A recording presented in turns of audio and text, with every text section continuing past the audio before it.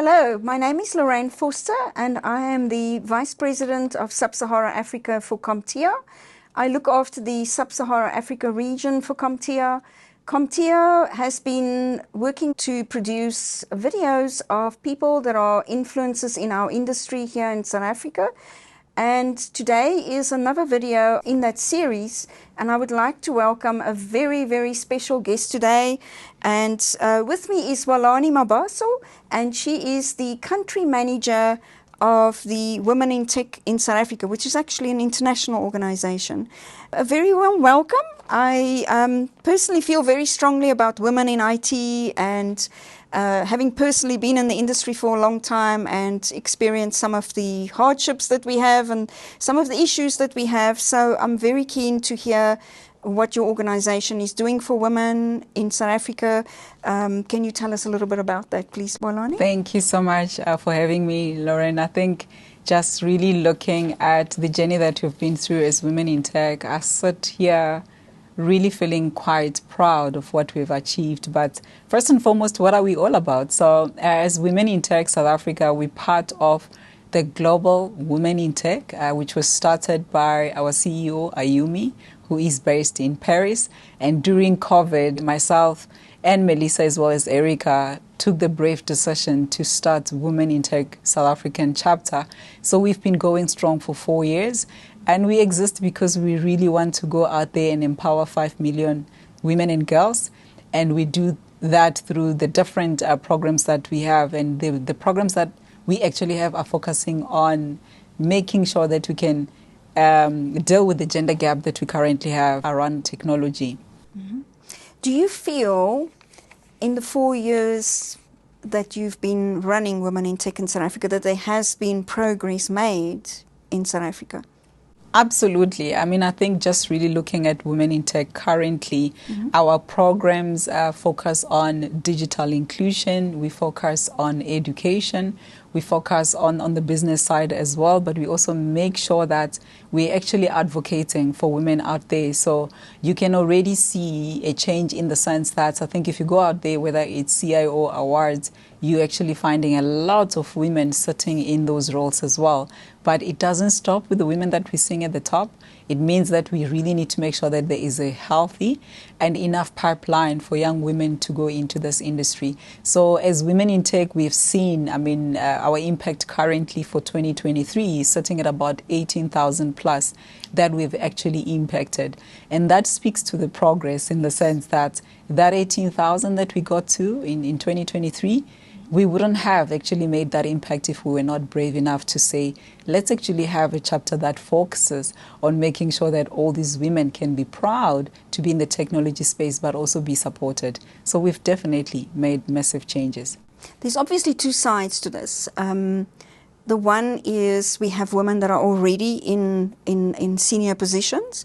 And then we have another side where we as CompTIA are probably a bit more involved with, and that is getting young ladies to choose tech as a career.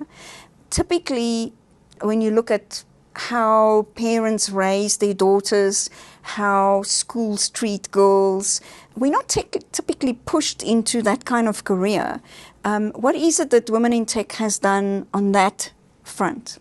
It's actually a lovely question, Lorraine. When I look at it, I'll start with myself as a parent. I'm a mother to two beautiful girls, young girls, and I think the conversation around career choices and where girls end up going starts with us in the home. It's quite important that when one sits and have opportunities to impact and impart knowledge, that you don't leave those who are in your circle, starting with your own children. We need to really be brave enough to educate our young girls to understand that, it's not really, the careers that are known that I need to go out for. I need to be brave enough to go and explore. And we also need to allow our children to play differently. We tend to say girls must do this or girls can't do. And because of that, then society start prescribing the different careers that people should actually be taking. Exactly. So for me, it starts with me as a parent. But again, it also goes as far as in my circle, who are the young girls and the women that are out there that I can actually mentor have conversation about career opportunities, but at the same time showcase them, because organizations such as yours can then give them the certification that they can get and do. So I think as an industry, we got to start at home, but make sure that, you know, when they go into primary school and high school, we introduce things such as robotics, so that technology does not feel like this big thing that's somewhere there that they cannot get involved in, but also help them to choose the right subject. Absolutely. I know one of the things, CompTIA has a women in tech, what would you call it, like a special interest group, mostly in the US at this point, but it might be something that, you know, I would be interested to bring to South Africa. And what they do there, women who are in senior positions in tech are giving their time to help and mentor young ladies who are just getting into tech or not even quite there. So that mentorship program is something that we do quite well in the US. In fact, in the US, IT is not a popular choice, which is so different here in Africa. Everybody wants to be in IT, and it's very popular. Do you currently offer any such connection between women that are already in tech to mentor young ladies? I know you're talking about your own circle. Yes. Is that something that you have maybe a chapter that looks after? So as South Africa, we actually have a mentorship program that we do, which is also part of the Women in Tech Global chapter. So our mentorship, in fact, it was started by the Netherlands chapter. And because we understand that we don't have to go and start, you know, something new, we actually just then said, we love what you're doing as Women in Tech Netherlands, and then we adopted what they put in place from a mentorship perspective. So as I speak to you at the moment, we have got a mentorship program which actually includes young women who are in senior positions, because everybody needs mentorship. It doesn't matter which level you're at. And we actually connect them globally. So you can be sitting in South Africa and you actually have a mentor who's sitting in Germany, based on what it is that you require. So it is actually using a system that is actually generated through AI. So you put in your skills on the system. What am I looking for? What type of a person do I want to engage in? And then we go and we find women that are actually on the system who are ready to mentor others, and we actually connect the two. And out of that, you get more value as a mentee, but also as a mentor. You're actually mentoring the people where it matters the most. So we've got that running, and it's actually going quite well. We've got some amazing success stories as well from the mentorship program. This is a bit of a toughie.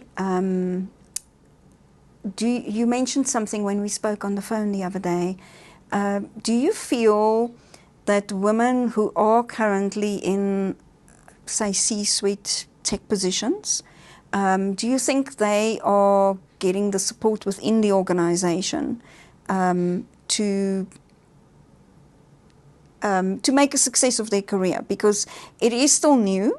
Even when I go to a meeting today, although there's more women in tech, it's still very much male dominated. So do you see any companies that are at the forefront of giving support and helping women to settle in? It's not that we want special help, but it is a different environment, I found. It's a tough question, and I think it's also a quite relevant one. I do think that it doesn't matter which industry you're in. I think being a woman in a C-suite, any job, whether you are a CEO or a chief operating officer, whichever role that you've got, if you're in a senior position, I think you are going to find it to be tough. Some areas and some industries are a little bit easier, but I mean, whether you go to mining, you go to insurance, you go to the IT space, you still find that there are pockets where it's still pretty much male-dominated. Yes. And I think organizations are really working very hard to make sure that women can feel comfortable. But I suppose we need to ask ourselves a very different question to say, are we actually addressing some of the issues the way we should? Because support for women might mean that you need to pay a salary that is equivalent to my male counterpart. And the reality is, in some organizations, that is not happening. And I suppose from a support perspective, when we talk organization, we need to be really asking those questions as to, are you actually paying the females the same salaries? The other one that I tend to find a lot is that when you look at the industries, we frown on self-promotion, of women. We're not very comfortable with women talking about how good they are at certain things.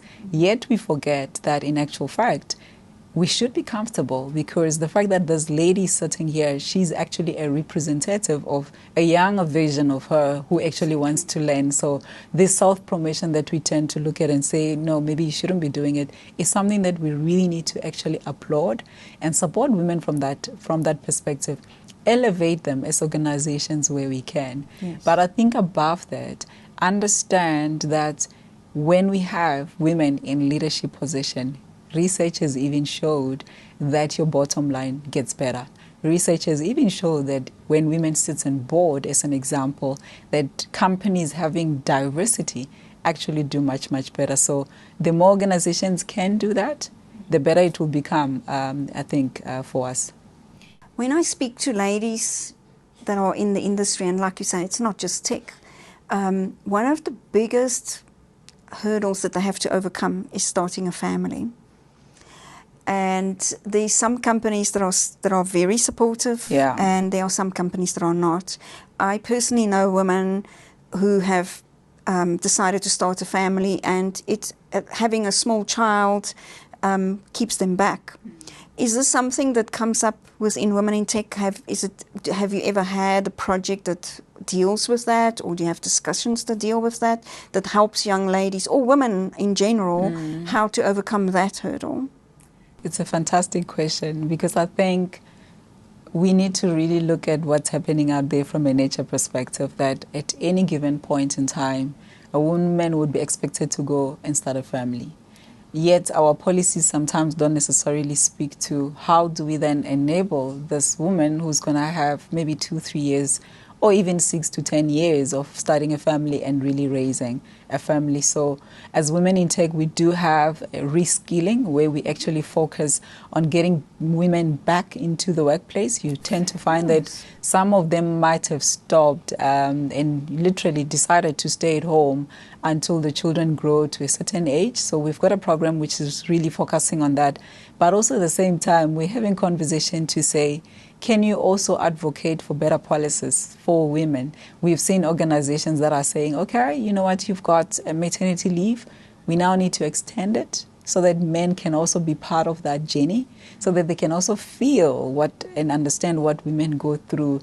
But I think at the same time, we also need to understand that the executive committees, the board members, and everybody who's sitting at the top in organization really need to work harder at making sure that when we talk about the female and the women conversation, and this has got nothing to do with women only, because you can also have, I mean, we've got diversity now. You can have people adopting. You can have people going into family structures because of death and all sorts of things that can happen, which means a person can actually find themselves maybe being a couple of steps backwards. But we need to say, if you're going to take time and you're going to raise your family as an organization, we would really be at the forefront of supporting you. We want to make sure that, you know, you come back, you're comfortable, but how do we then fast track you? Because you don't have to prove yourself anymore. We know who you are. And by the way, your circumstances have changed. Do you need more time? Where do you need assistance? I don't think we're asking some of these questions. So we want to advocate more for women around that, but at the same time say, can we help you with some of the coaching, the mentoring, certification to reskill so that you don't miss on that gap? I think I'm going to close off with the following. We are obviously going to publish this interview that we're having, or chat we're having today. Is there a message you would like to send out there? Is there support that you need? You know, there's a lot of companies that are going to see this. What is it? What is the message that you would like to send out there? How would you like them to get involved with Women in Tech? How can they support you? How can they help you? I think the one that stands out for me at this point in time is just around things like computer donations and also really just making sure that we can have a lot of young people in the rural area, and this is not gender specific, having access to things like computers. You know, we take it for granted. I think a lot of us have got our children playing with Wi-Fi and their devices 24 hours, you know, as a joke. But I think at the end of the day, we're leaving communities behind. We talk about digital inclusion, but how much is data currently? Can some of these people who are sitting in the rural area really afford that? And I think as Women in Tech, we've really gone out there to say we want to go and donate devices. We want to make sure that some of these kids are going through, training and having opportunity to do, whether it's blockchain or some digital academy of some sort, because that's how we're actually going to really make sure that we reduce this gap that we currently have in the industry. So my plea is for organization to come and support us. We want to go out there and make impact, but we can't do it with that organization, because when you're a non-profit organization, you are dependent on companies supporting your mission. And I think our numbers speak for us. We've done amazing impact out there, but there is more work to do. I think South Africa's problems are our problems to solve, and nobody's going to solve them for us. And it takes organizations such as ours, such as Women in Tech, to really be in the forefront and change the status quo, one child at a time, until we get to the 5 million girls that we want to change lives for. How would anybody connect with you? Before you answer that, do you have any events that people can attend, or how would they connect with you? So just from an events perspective, we are going to be having a summit in Paris. It's happening now in May, and it's an amazing opportunity for organizations to partner with us on a global scale. Mm-hmm. And we're going to be having 400 women in one space. Wow. From all over. And I think if you look at the footprint of Women in Tech, we are in more than 54 countries in 6 continents. So all of these different brilliant women and men, by the way, are going to come into this event. So that's another way for really celebrating and joining us. We also have meetups in Johannesburg, and we're going to have some in Cape Town as well. And I think the biggest one is the regional summit that we will have, which will be happening in Cape Town. And this is where we celebrate African women who are doing amazing work within the technology space. And these are some of the things that I think organizations can reach out to us to speak about, but also at the same time to really just make sure that if they want to go and elevate some of the women who are, whether it's in their companies or who are entrepreneurs, they can actually do that through the regional awards. So they can then find us on our Women in Tech LinkedIn chapter. We're also on Facebook. Mm-hmm. We are also having an app called Witkoppen, which is our own Women in Tech app. You can actually find it on Apple Store. And I think there you then can see from networking to crowdfunding to mentorship to job opportunities that are there for women, and really just to connect with women globally. Thank you so much for coming and talking to us today. I certainly hope that our 2 organizations would be able to work together. We do a lot of work promoting careers in IT, and I think that there's a lot of synergy between our organizations to work together. Hwalani, thank you so much for your time today. We really appreciate it. Thank you so much, Lorraine. And with that, I want to say thank you very much for tuning in and watching yet another video where we showcase somebody that's making a difference out there in the lives of young people every single day. I think this is such a fantastic cause and such a fantastic effort that the Women in Tech is doing. And we certainly encourage all of you to link up with the Women in Tech organization in South Africa and see if you can help them donate or get involved. Thank you so much for tuning in.